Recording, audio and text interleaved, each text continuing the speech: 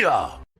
What's going on, ladies and gentlemen? Welcome back to The Fringe. No, the title isn't a lie. It's not clickbait.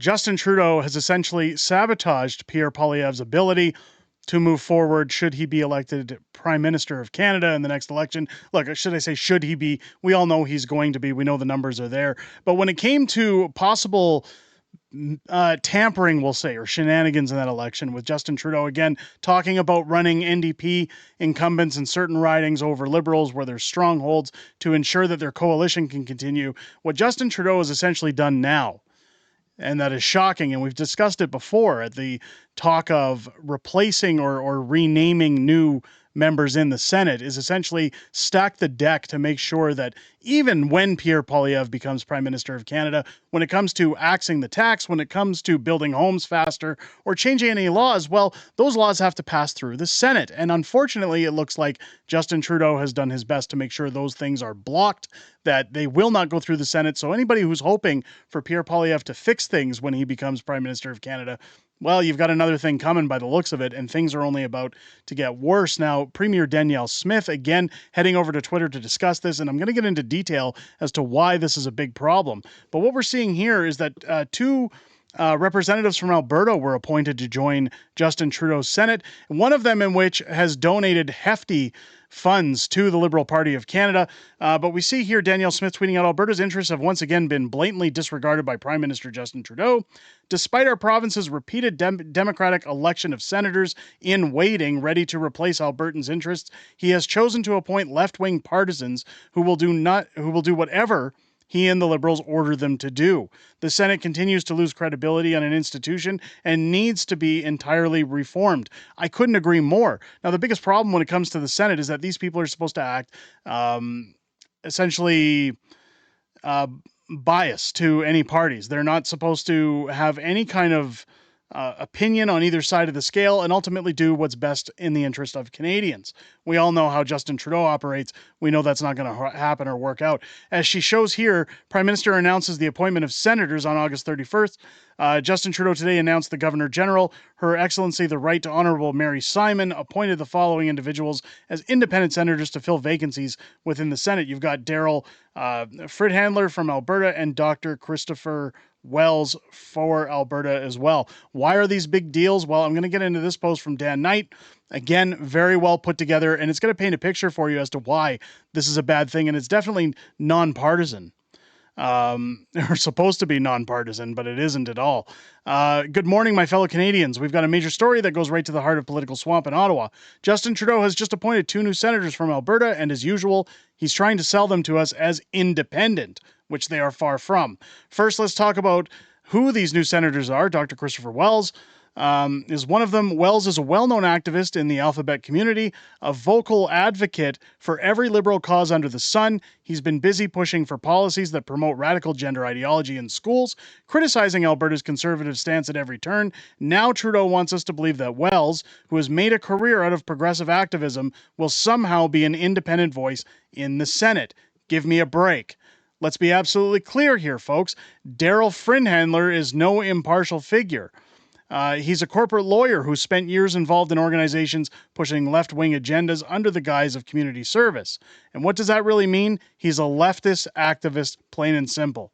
And now Trudeau wants us to believe, that Fridhandler's Senate appointment is independent. Give me a break. This guy funneled nearly $80,000 to the Liberal Party, $79,968.77 to be exact. The Senate shouldn't be for sale to the highest bidder or most loyal crony. So again, that's a conflict of interest, and I'm again curious as to how that goes unnoticed or unchecked when appointing new senators. I don't believe that anybody who's donated to any party should have the right to be selected for the Senate, because that definitely does not make them nonpartisan. The Senate shouldn't be for, we already went through that. It's not just political maneuvering, it's an outright attack on our democratic institutions. The Senate is supposed to serve as a check on power, a place for sober second thought, not a liberal lapdog doing Trudeau's bidding. This is the kind of corrupt backroom dealing that erodes public trust and undermines the very fabric of our democracy. Let's turn to Alberta's Premier Danielle Smith. She's not happy, and frankly, who can blame her? She called out these appointments for what they are, another shameless attempt by Trudeau to undercut the democratic will of Albertans. Smith points out that Alberta has a system for electing senators in waiting who are meant to represent the interests of Albertans in Ottawa. Yet Trudeau has completely ignored these elected representatives. Instead, he has handpicked his own cronies. Make no mistake, these so-called independent senators are Justin Trudeau's cronies that will vote whichever way he tells them to. Smith's objection isn't just about these specific appointees, it's about the broader pattern we've seen in this government. Total disregard for Alberta's democratic choices. Remember that Alberta has repeatedly elected Conservative senators in waiting, people who actually represent the interests of their province. Trudeau doesn't care about that. He'd rather install people who are loyal to him, not to the people of Alberta. This brings us to the so-called Independent Advisory Board for Senate appointments. Trudeau likes to talk about how this board is independent, how it's all about merit-based criteria. Let's get real for a second. This board isn't independent at all. The members are nominated by Trudeau. They report to Justin Trudeau. They recommend candidates to Justin Trudeau. And then Trudeau appoints his picks, all while pretending there's some kind of impartial process at play. It's a total scam. Let's break it down even further. Here we go. Again, more details here, folks. The whole process is designed to look like it's fair and transparent. In reality, it's just another way for Trudeau to exert control. The so-called independent senators are anything but. They might not wear Liberal Party badges, make no mistake, they're marching to the beat of Trudeau's drum. This isn't about finding the best people to serve Canadians, it's about finding the best people to serve Trudeau and his agenda. This isn't just my opinion, look at the facts. Since 2016, Trudeau has made 86 appointments to the Senate, all under this independent system. And surprise, the Senate has drifted further and further left, rubber stamping Trudeau's policies with little resistance. The whole thing is a farce, and Trudeau's latest picks just proves it. Here's the proof of the Senate isn't independent at all. Bill C-18. This so-called Online News Act is Trudeau's failed attempt at news censorship. The bill mandates that tech giants like Google and Meta, formerly Facebook, pay Canadian news publishers for content shared on their platforms. It sounds nice on paper, but what's the result? Meta decided to ban all news content in Canada. Canadian independent media lost its voice because they're no longer being shared on the platforms where people actually get their news. And ask yourself, if the Senate was truly independent, truly balanced with some business-savvy, right-leaning representatives, do you really think a bill like C-18 would have passed? Not a chance. Any senator with a shred of common sense would recognize that forcing tech companies into these kinds of deals doesn't solve the problem. It just pushes these companies to cut ties with Canadian news entirely. Not only that, ladies and gentlemen, but we've seen it with Pierre Poilievre. He's been very vocal that he wants to reverse Bill C-18. So again, if there were any conservative-leaning members on the Senate, surely that would have gone through already. This Senate, filled with Trudeau's picks, rubber-stamped it without a second thought. The Senate was designed to be a place of independent judgment, a check on whoever's in power, be it liberal, conservative, or otherwise. It's supposed to ensure that no single party can bulldoze their agenda without scrutiny. What happens when Trudeau stacks the Senate with his cronies? The whole system collapses. Even if the Conservatives take power tomorrow, Trudeau's Liberal foot soldiers will be there blocking, stalling, and pushing his leftist agendas from the shadow of the Senate. And again, this is my concern now when Pierre Poilievre becomes Prime Minister. How is he going to axe the tax if the Senate won't put it through? How is he going to remove Bill C-18 if they won't put it through? Name it over and over again, all the things that we want changes on.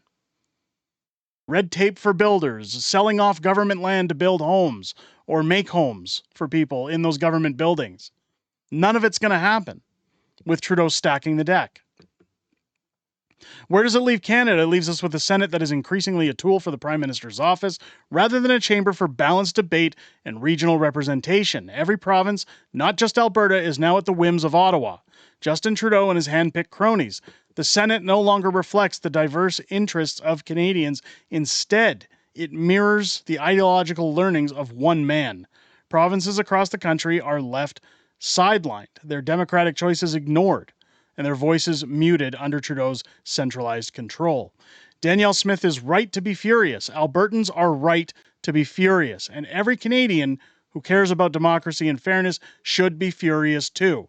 The Senate is supposed to be an independent body, a check on the power of the Prime Minister, not a rubber stamp for his agenda. As long as Trudeau's in charge, it looks like that is exactly what it's going to be, and that's not just a shame, it's a scandal. I mean, I know that's a lot of stuff we put forward there, ladies and gentlemen, but it is straight to the point as to why this is such a big deal. Why anybody who has ever said nothing's going to happen, nothing's going to happen. People who talk about Pierre getting in saying, well, it's all uniparty. It's never going to go the way we want it to anyways. He's going to backpedal on all of his promises. Guess what, ladies and gentlemen? He doesn't have to fulfill any of his promises now, because even if he wants to, the Senate will shut it down and Canadians will continue to struggle on the things that we want reprieve from. I've never said at any point that people should take to the streets, that people should be violent, that people should scream and threaten or anything else. But I'm telling you right now, if there was ever a time to get loud, if there was ever a time to really start banging down the doors of your representatives, whether they're conservative, NDP, liberal, no matter where your ridings are, don't just write a letter. Don't just call and wait for a call back.